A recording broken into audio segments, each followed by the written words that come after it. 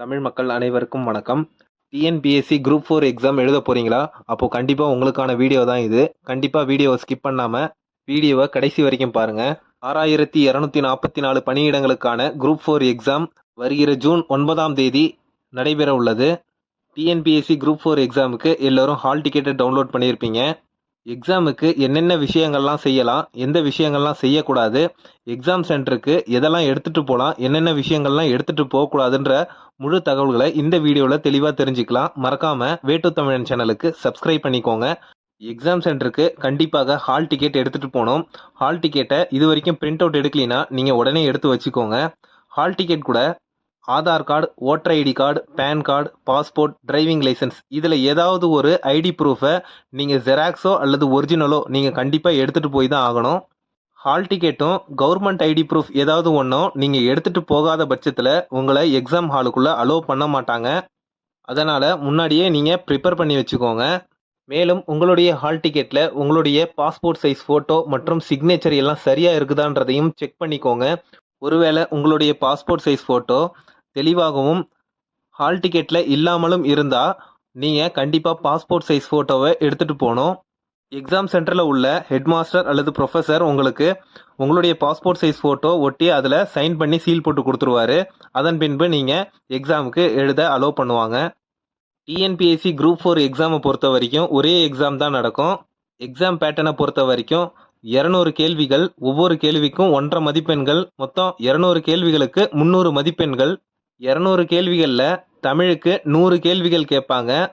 மாற்றுத்திறனாளிகளுக்கு மட்டும் ஜென்ரல் தமிழ் அல்லது ஜென்ரல் இங்கிலீஷ் ஆப்ஷனல் உண்டு.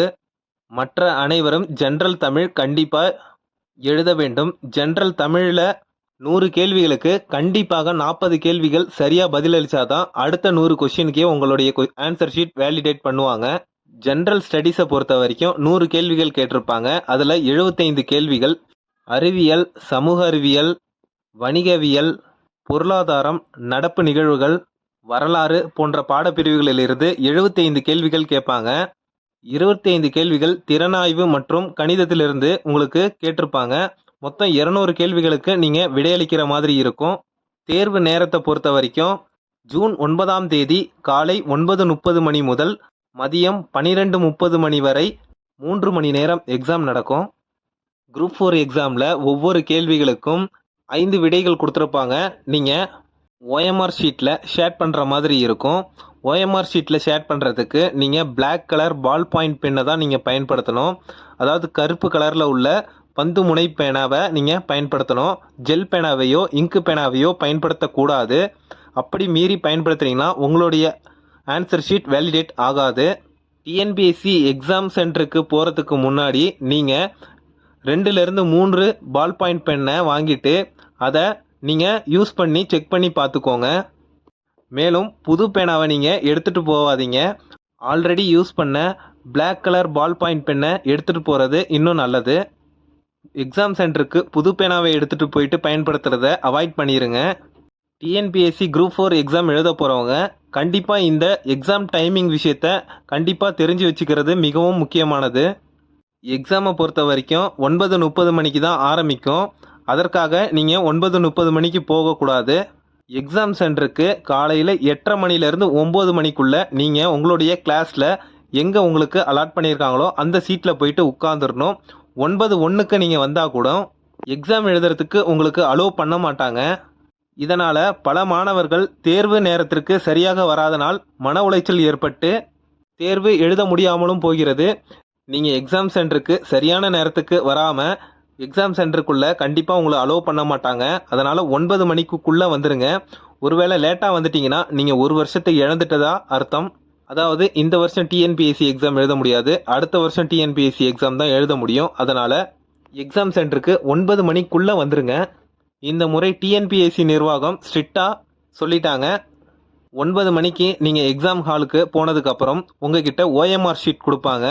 அந்த ஓஎம்ஆர் ஷீட்டில் உங்களுடைய name, roll number, register number எல்லாத்தையுமே நீங்கள் ஃபில் பண்ணுற மாதிரி இருக்கும். அதையெல்லாம் ஃபில் பண்ணுறதுக்கு 15 நிமிஷம் கொடுப்பாங்க.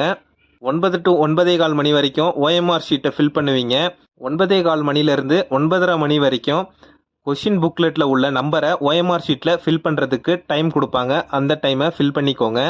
எக்ஸாம் முடியக்கூடிய நேரம் பார்த்தீங்கன்னா 12:30 மணி வரைக்கும் நீங்கள் எக்ஸாம் ஹாலில் இருக்கணும் கண்டிப்பாக. 12:30 மணிக்கு மேலே எக்ஸாம் சென்டரை விட்டு போயிட்டீங்கன்னா உங்களுடைய ஆன்சர் ஷீட் வேலிடேட் ஆகாது. 12:30 மணிலேருந்து 12:45 மணி வரைக்கும் ஓஎம்ஆர் ஷீட்டில் ஃபில் பண்ணாத டீட்டெயில்ஸ் எல்லாம் ஃபில் பண்ணுறதுக்கு டைம் கொடுப்பாங்க.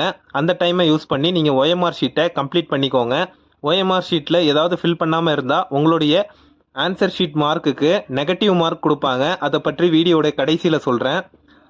டிரான்ஸ்போர்ட் ஃபெசிலிட்டிஸை பொறுத்த வரைக்கும் உங்களுடைய எக்ஸாம் சென்டருக்கு எந்தெந்த பஸ்ஸு எந்தெந்த ஆட்டோலாம் உங்களுடைய எக்ஸாம் சென்டருக்கு எத்தனை மணிக்கு போகுன்ற டீட்டெயில்ஸ் எல்லாமே நீங்கள் இப்போவே தெரிஞ்சு வச்சுக்கணும்.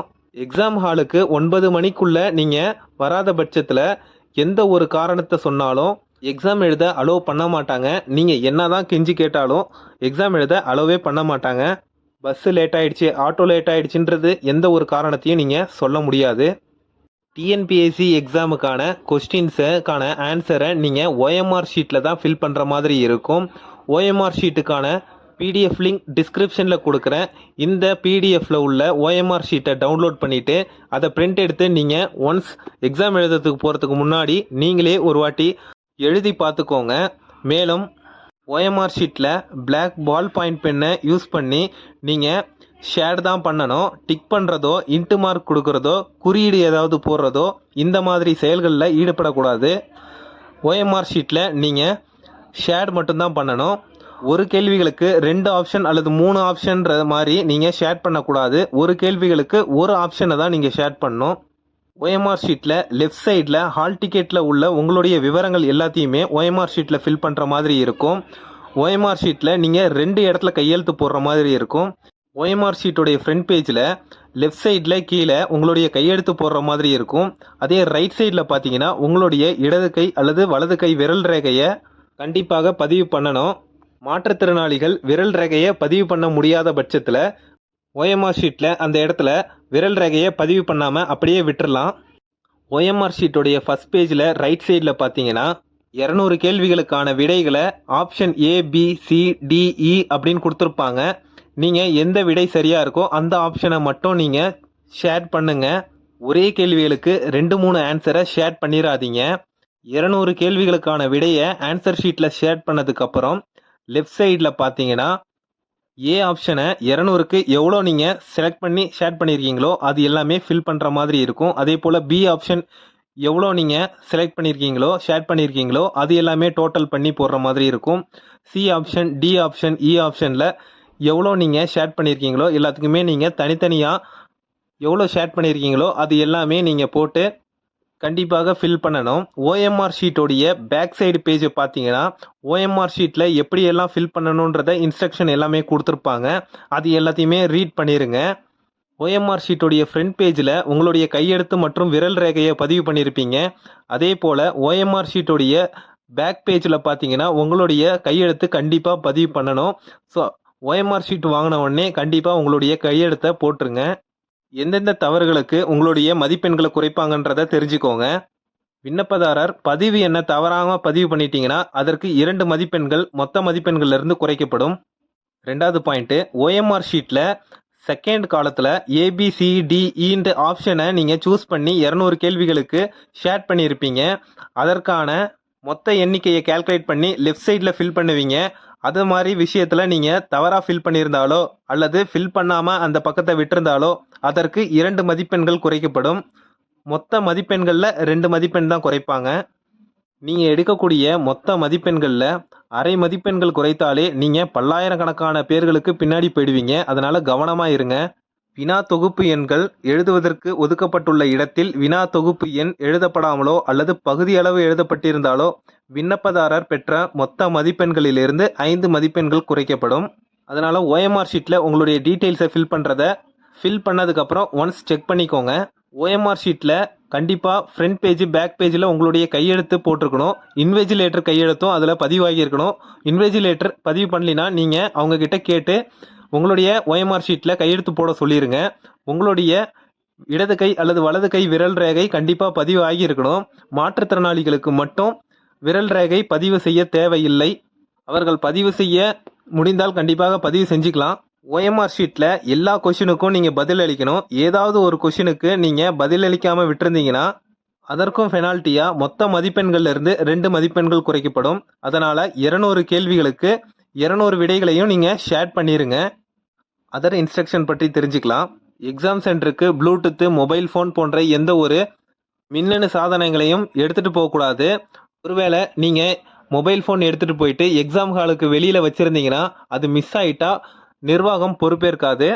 எக்ஸாம் ஹாலுக்கு கண்டிப்பாக வாட்ச் கட்டிட்டு போங்க. டிஜிட்டல் வாட்ச் அலோடு கிடையாது, கால்குலேட்டர் அலோடு கிடையாது. அதனால் வாட்சை டிஜிட்டல் வாட்ச் இல்லாத மாதிரி நீங்கள் கட்டிட்டு போங்க. எக்ஸாமை பொறுத்த வரைக்கும் 9:30 மணிலேருந்து 12:30 மணி வரைக்கும் நடக்கும். அதற்குள்ளே நீங்கள் எக்ஸாம் ஹாலை விட்டு வெளியே போகணும்னு நினச்சிங்கன்னா அலோவ் பண்ண மாட்டாங்க.